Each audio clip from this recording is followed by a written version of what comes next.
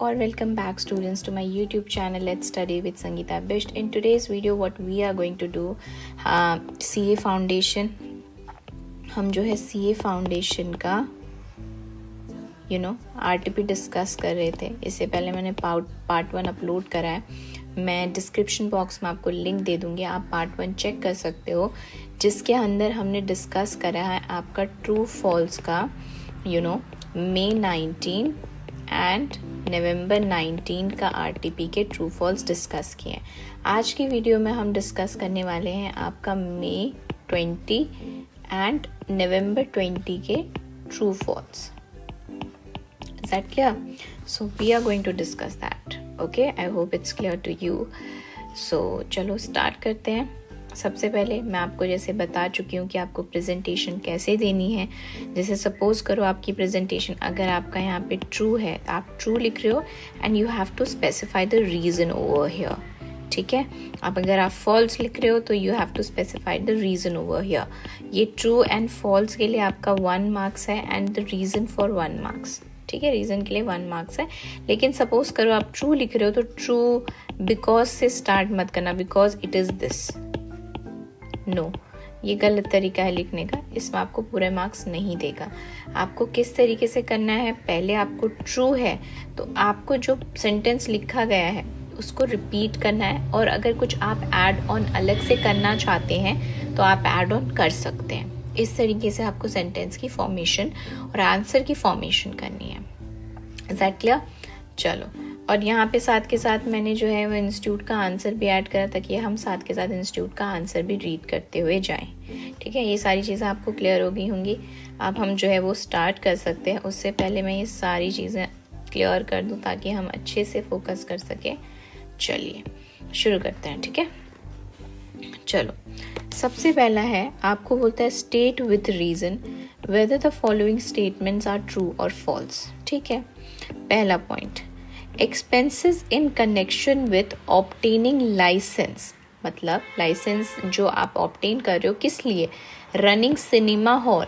Cinema hall को चलाने के लिए, सिनेमा हॉल को सिनेमा कह रहे हो, सिनेमा हॉल को चलाने के लिए आप जो लाइसेंस ऑब्टेन कर रहे हो उसके लिए जो खर्चा हो रहा है वो बोल रहा है कि वो रेवेन्यू एक्सपेंडिचर है. तो आप बताओ कि आप रेवेन्यू एक्सपेंडिचर किसे कहते हो और कैपिटल एक्सपेंडिचर किसे कहते हो. कैपिटल एक्सपेंडिचर आप उसे कहते हो जो आपको लॉन्ग टर्म में बेनिफिट देता है. ठीक है, वो खर्चा जो आपको लॉन्ग टर्म में बेनिफिट देगा, कैपिटल एक्सपेंडिचर. रेवेन्यू एक्सपेंडिचर जो सिर्फ उस पर्टिकुलर ईयर के लिए किया जाता है. ठीक है, लेकिन आप बात यहाँ पे समझने वाली बात है कि जो है वो आप लाइसेंस को ऑब्टेन कर रहे हो और वो भी रन करने के लिए सिनेमा हॉल के लिए. तो क्या सिर्फ वो रन करने के सिनेमा हॉल के लिए आपको क्या सिर्फ पर्टिकुलर ईयर में आपको फ़ायदा पहुँचाएगा? नहीं, ये आपको आगे जाके सालों सालों तक फ़ायदा पहुँचाएगा. उसके बिना तो आपका बिजनेस चल नहीं सकता. सो जो इन्होंने रेवेन्यू एक्सपेंडिचर बोला है, जो यहाँ पे इन्होंने रेवेन्यू एक्सपेंडिचर बोला ना, इसकी वजह से स्टेटमेंट क्या हो जाती है, इसकी वजह से स्टेटमेंट आपकी क्या हो जाती है, इसकी वजह से स्टेटमेंट हमारी जो बेसिकली हो जाती है वो हो जाती है फॉल्स, क्योंकि ये क्या माना जाएगा, कैपिटल एक्सपेंडिचर माना जाएगा. अब आप इसको लिखोगे कैसे, देखो इंस्टीट्यूट ने कैसे लिखा है. इंस्टीट्यूट ने कैसे लिखा, उसने लिखा फॉल्स, फॉल्स लिखा एंड रीजन. देखो किस तरीके से लिखा है, लिखा the cinema hall could not be started without licence.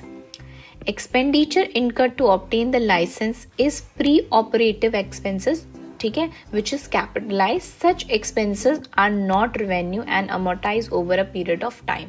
देखो इन्होंने ऐसे लिखा है ना, आप कैसे भी लिख सकते थे. देखो आप ऐसे लिख सकते थे, जैसे मैं आपको बता रही हूँ, आप लिख सकते थे फॉल्स, आपने लिखा फॉल्स एंड उसके साथ आपका जो ये सेंटेंस है ना, ये रिपीट कर सकते थे कि expense in connection with obtaining licence. Same लिखते और लिखते इस कैपिटल एक्सपेंडिचर. ठीक है, फिर उसके आगे लिख सकते थे because the cinema hall could not be started without license. Expenditure incurred to obtain license should be capitalized. इस तरीके से भी लिख सकते थे. So it's up to you कि आप किस तरीके से लिख रहे हैं. But the thing is कि आपका जो रीज़न है that should be very much clear to the examiner. ठीक है, चलो अब आ जाते हैं नेक्स्ट. सेकेंड पार्ट आपका क्या है, Second part is reissue of forfeited share is allotment of share but not sale. वो कह रहा है कि आपने जो शेयर जो रीइशू करें, रीइशू तो आप कौन से शेयर्स को करते हो, मुझे सबसे पहले बताओ। जो शेयर्स आप फोरफिट करते हो उनको आप रीइशू करते हो, तो वो ये कह रहा है कि जो आपने फोरफिटेड शेयर है ना, रीइशू जो करे हैं उसको अलॉटमेंट ऑफ शेयर बोलेंगे, ना कि सेल बोलेंगे। ये स्टेटमेंट बोल रहा है। इसका मीनिंग है कि हमने जो शेयर री इशू करे हैं, जो ये री इशू करे हैं, वो कह रहा है इस री इशू को हम अलॉटमेंट बोलेंगे, ठीक है, और सेल नहीं बोलेंगे, ये बोलना चाह रहा है।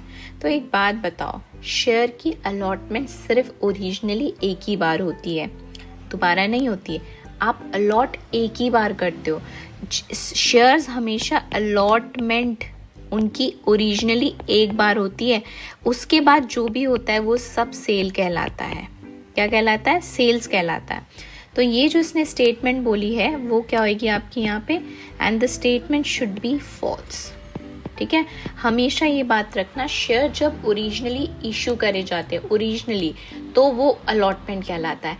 लेकिन अलॉटमेंट के बाद, एक बार अलॉटमेंट होने के बाद शेयर अगर हम किसी दूसरे को ट्रांसफर भी करते हैं, बेचते भी हैं, तो वो आपका अलॉटमेंट नहीं कहलाएगा, वो सेल ऑफ शेयर्स कहलाता है, ठीक है। तो यहाँ पे फोरफिटेड शेयर की बात हुई कि फोरफिटेड शेयर को मैंने रीइशू करा, तो रीइशू को मैं अलॉटमेंट ऑफ शेयर बोलूंगा, वो ये बोलना चाह रहा है। बट ये हमारी को ये बात क्लियर है कि हम फोरफिटेड शेयर को अगर हम रीइशू भी कर रहे हैं तो उसको सेल मानेंगे, ना कि अलॉटमेंट, क्योंकि अलॉटमेंट एक ही बार होती है, ठीक है। तो यहाँ पे देखो इन्होंने क्या रीजन लिखा है, let's see. False, a forfeited share is merely a share available to company for sale and remains vested in company for the purpose only. Reissue of forfeited share is not allotment of share but only a sales as they have been already allotted earlier. Allotted earlier, पहले ही allot हो चुके हैं, ठीक है। एक बार allot हो चुके हैं तो इसलिए वो allotted earlier है, दोबारा allot नहीं हो सकते, वो सेल कहलाएगी, ठीक है जी। चलिए यहाँ तक की हो गया। अब हम आ जाते हैं ओके, नेक्स्ट थर्ड पार्ट पे आ जाते हैं आपके।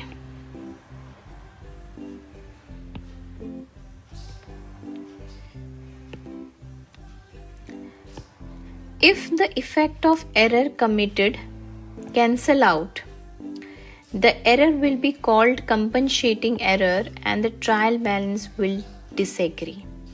देखो, if the errors committed cancel out, तो बोल रहा है कि उसको हम compensating error बोलेंगे। तो सबसे पहले बात बताओ मुझे, compensating error किसको बोलते हैं? कि कंपनसेटिंग एरर वो एरर होता है जिसमें हम एक एरर दूसरे एरर के इफेक्ट को, मतलब आपस में एक दूसरे के इफेक्ट को ख़त्म कर देते हैं। तो इसकी बात तो सही है। एंड वो बोल रहा है ट्रायल बैलेंस विल डिसएग्री। आप मुझे एक बात बताओ कि जब आपके एरर्स को एलिमिनेट कर दिया है, जब एरर्स एलिमिनेट हो चुके हैं, तो क्या एरर्स एलिमिनेट होने के बाद भी ट्रायल बैलेंस एग्री नहीं करेगा? बिल्कुल करेगा। लेकिन वो यहाँ पे बोल रहा है कि ट्रायल बैलेंस विल डिसएग्री, तो इसकी वजह से हमारी जो स्टेटमेंट है वो क्या हो जाती है? फॉल्स हो जाती है, क्योंकि ट्रायल बैलेंस विल एग्री, ठीक है। यहाँ पे आप देखेंगे, यहाँ पे इन्होंने लिखा हुआ है ये false, and the error committed cancel out and the error will be called compensating error and the trial balance will agree.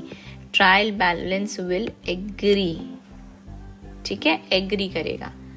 Is that clear? चलो अब आ जाते हैं नेक्स्ट पार्ट में, फोर्थ पार्ट। ओके, यहाँ पे बोला there are 2 ways of preparing an account current. 2 ways होते हैं, नहीं 3 ways होते हैं। आपको ये पता होना चाहिए कि अकाउंट करेंट को प्रिपेयर करने के कितने ways होते हैं? 3 ways होते हैं। So this statement is also false, ठीक है। स्टेटमेंट ये भी फॉल्स होगी। अब देखो यहाँ पे इन्होंने क्या लिखा है, अब आपको पता होना चाहिए कौन कौन से 3 ways होते हैं। सो आपको वो आइडिया होना चाहिए 3 ways। यहाँ पे 1 मिनट रुकेंगे जरा आप।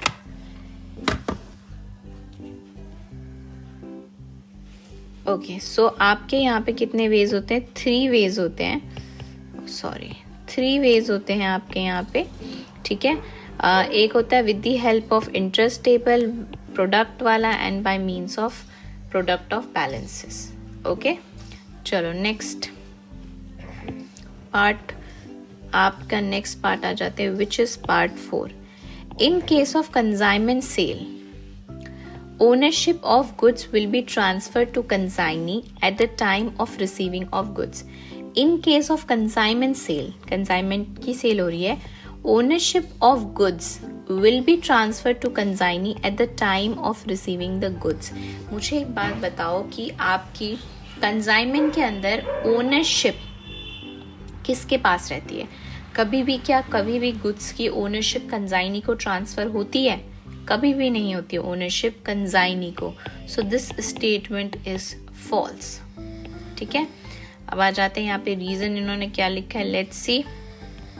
पोजेशन उसके पास आ जाता है, बट आपकी जो ओनरशिप रहती है वो किसके पास रहती है? ओनरशिप तो उसी के पास रहती है, कंसाइनर के पास।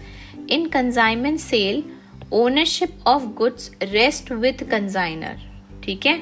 यहाँ पे इसको हाईलाइट कर देंगे कि ownership of goods rest with consignor, ठीक है, till they are sold by the consignee, जब तक कि कंसाइनी सेल नहीं कर देता। The consignee does not become the owner of goods even though goods are in his possession पे होते हैं, and he act only as an agent of the consignor. वो क्या होता है? आपका एजेंट ऑफ द कंसाइनर होता है ओनली। Is that clear? चलिए अब आ जाते हैं next.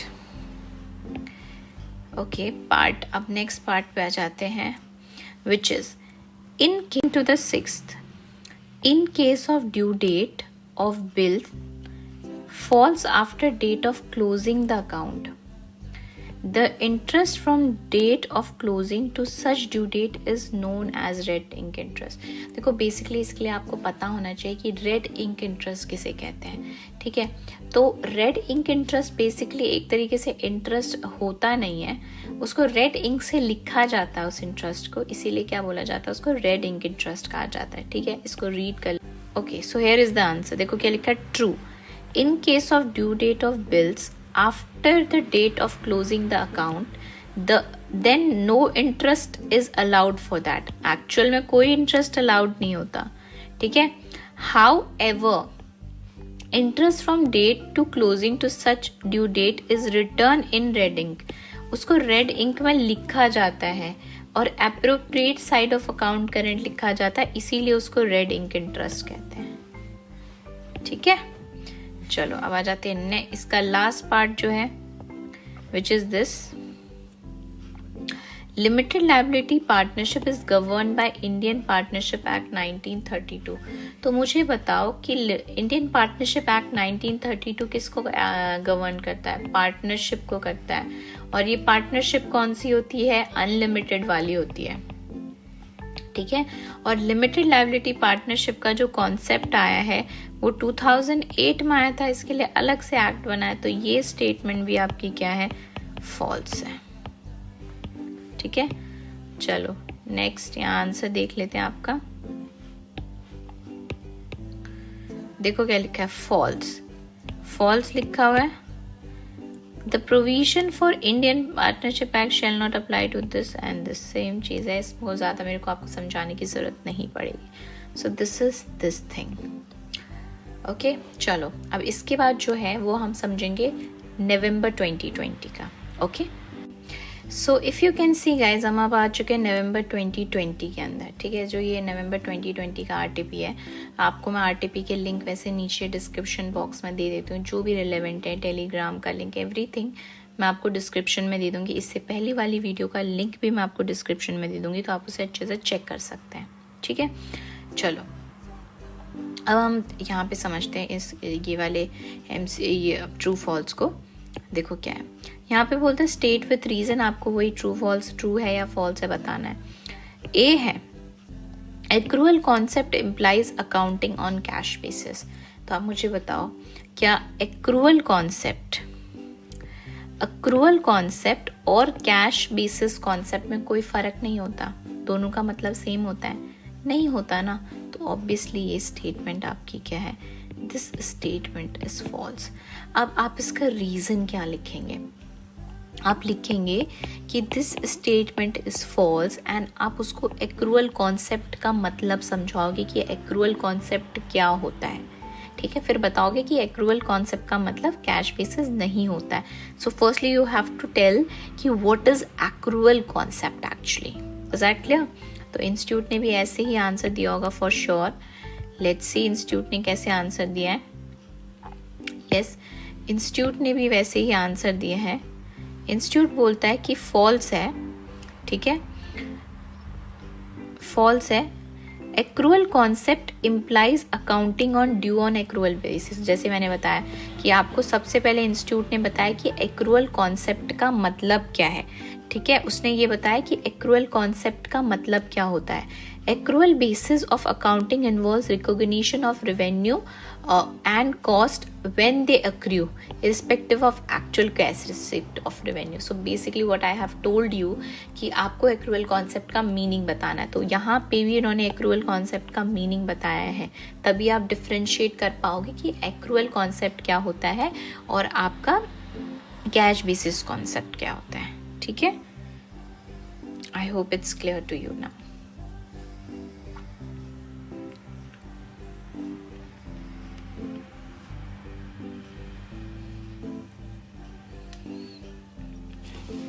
Okay, now coming to the part B पे। पार्ट बी है the sale book is kept to record both cash and credit sales. मुझे बताओ आपकी जो सेल्स बुक होती है वो क्या दोनों को रिकॉर्ड करती है? आपका कैश और क्रेडिट सेल दोनों को रिकॉर्ड करती है? मुझे बताओ आपके जो कैश के ट्रांजैक्शंस होते हैं वो कहाँ पे जाते हैं? कैश बुक में जाते हैं ना। और क्रेडिट सेल किस में जाएगी? सेल्स बुक में जाएगी। पर ये तो बोल रहा है दोनों ही सेम में चली जाएंगी। तो बताओ ये स्टेटमेंट ट्रू है या फॉल्स है? ये स्टेटमेंट भी फॉल्स है। अब इसका भी रीजन पढ़ लेते हैं। ये बोल रहे हैं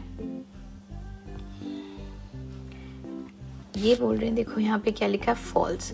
the sales book is registered specially kept to record credit sale of goods dealt by the firm. Cash sales are entered in cash book and not in the sales book.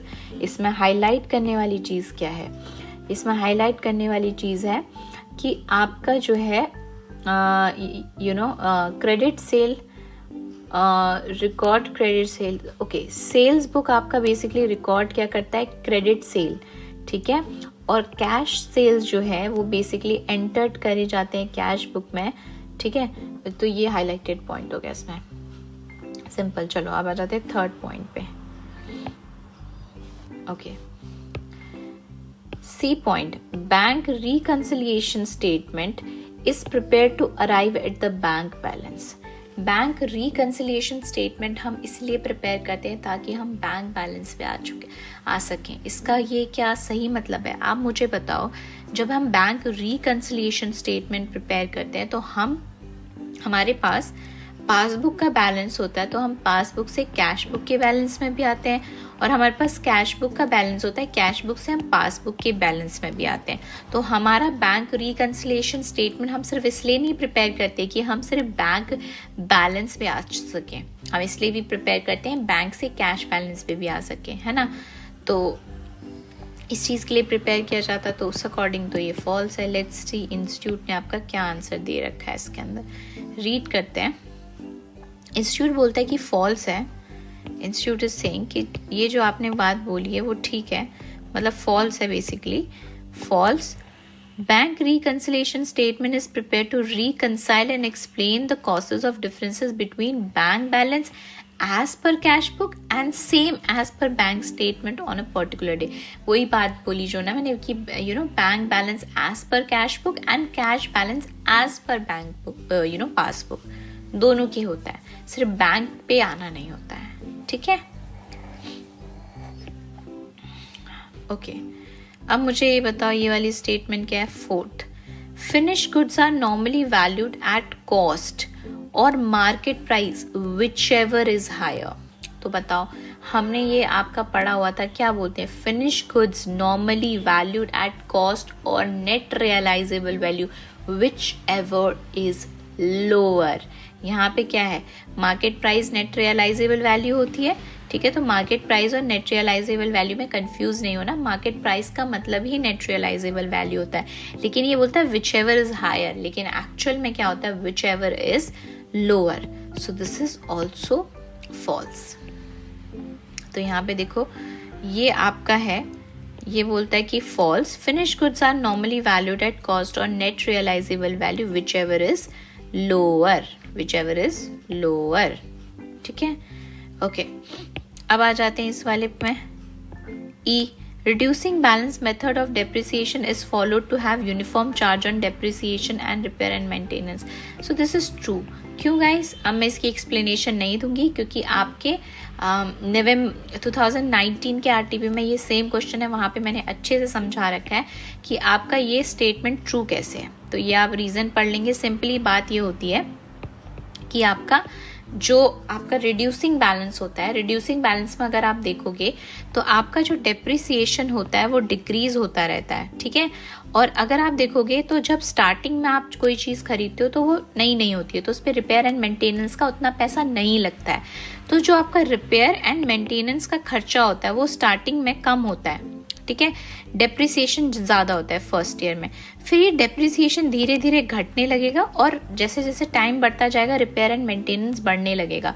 तो एक तरीके से ना ये आपका बैलेंस रहेगा, ठीक है। लेकिन अगर हम वही SLM की बात करें तो SLM में डेप्रिसिएशन सेम रहेगा लेकिन रिपेयर एंड मेंटेनेंस जो है वो इंक्रीज होता रहेगा, ठीक है।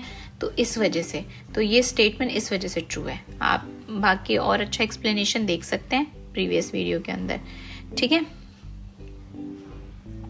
Okay, so now coming to this thing, अब आ जाते हैं हम पॉइंट EF पे। Discount at the time of retirement of bill is gain for the drawee. Yes, discount जो आपका होता है, डिस्काउंट आप जो करते हो at the time of retirement of bill is gain for the drawee and loss for the drawer, ठीक है। So this statement is true. True आ गया, ये यहाँ पे आ गया, ठीक है, ये ट्रू है, आप रीड कर लेंगे, ठीक है। चलो, ऐसा लग रहा है मैंने जैसे करवा रखे हैं, ये सेम ही तो है, I don't know same. Cash withdrawal ये है आपका प्रोपराइटर एंड ऑल्सो लॉ। अच्छा, a withdrawal of cash from business by proprietor should be charge to profit and loss account as an expense. इसी तरीके का था बट एग्जैक्ट ऐसा नहीं था। तो मुझे आप एक चीज बताओ, आपने विड्रॉ करा कैश को फ्रॉम बिजनेस बाय प्रोपराइटर, ठीक है। आपने विड्रॉ करा cash from business by proprietor, proprietor ने कैश विड्रॉ करा, तो उसको बोल रहा है कि हम चार्ज करेंगे profit and loss account as an expense. तो बताओ क्या ये आपका एक्सपेंस होता है, ये आपका एक्सपेंस होता है, या आपकी ये ड्राइंग्स होती है। So this statement is false, ठीक है। यहाँ पे देखो लिखा है, cash withdrawal by proprietor should be treated as his drawings not as an expense chargeable to profit and loss account, such drawing should be reduce from the capital account. इसी तरीके का था, ठीक है। अच्छा, अब हम आ जाते H पे। Partners can share profit and losses in capital ratio when there is no agreement. You know that it's false, because आप बचपन से पढ़ते आ रहे हो कि इसको हम किस रेशियो में बांटते हैं, इसको हम बांटते हैं बेसिकली इक्वली बांटते हैं, ठीक है। Okay, and the last, receipt and payment account highlights total income and expenditure account. मुझे आप बताओ रिसीट एंड पेमेंट अकाउंट किसकी तरह काम करता है। रिसीट एंड पेमेंट अकाउंट काम करता है आपका कैश बुक की तरह, कैश बुक की तरह काम करता है। कैश बुक में भी तो आपके जो रिसीट होती है, डेबिट करते हो, जो भी जाता है आपके क्रेडिट करते हो, और यहाँ पे भी तो यही है, रिसीट्स एंड पेमेंट अकाउंट भी तो इसी की तरह काम करता है। जो जो आया डेबिट करा, जो जो गया क्रेडिट करा, ठीक है। सो इट्स वर्क लाइक आपका किसकी तरह, receipt and payment account cash book की तरह काम करता है। तो ये बोला टोटल इनकम और एक्सपेंडिचर को दिखाता है, बिल्कुल नहीं, दिस स्टेटमेंट इज फॉल्स। यहाँ पे इसको पढ़ लेते हैं रीजन।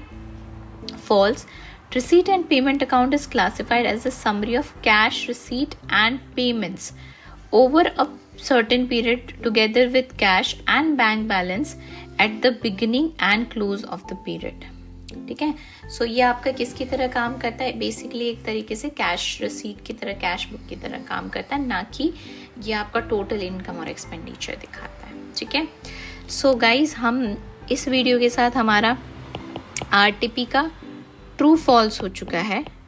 ठीक है, ट्रू फॉल्स कौन सी RTP? May 2019, November 2019, May 2020 and November 2020. ठीक है, ये कंप्लीट कर चुके हैं. अब बाकी के क्वेश्चन नेक्स्ट वीडियो में लेके आती हूँ. लेट्स सी नेक्स्ट वीडियो में हम कौन सा टॉपिक पिक करते हैं और उसका आरटीपी करेंगे. ठीक है, so this is about today's video. I hope आपको समझ आया. अगर आपको समझ आया तो आप मेरी वीडियो को लाइक कर सकते हो, बाकी शेयर कर देना, आपकी मर्जी है. ठीक है, so yeah this is the thing which you have to do. You have to like, share, subscribe to my channel, ताकि हमारा जो चैनल है वो थोड़ा ग्रो कर सके. है ना, ग्रो करने के लिए तो ये ज़रूरी है, जो मेरे को आपको बोलना पड़ेगा, क्योंकि आप कई बार भूल जाते हैं. So please do this stuff and या this is about all this video. See you in the next video. Till then take care of yourself. Okay, bye.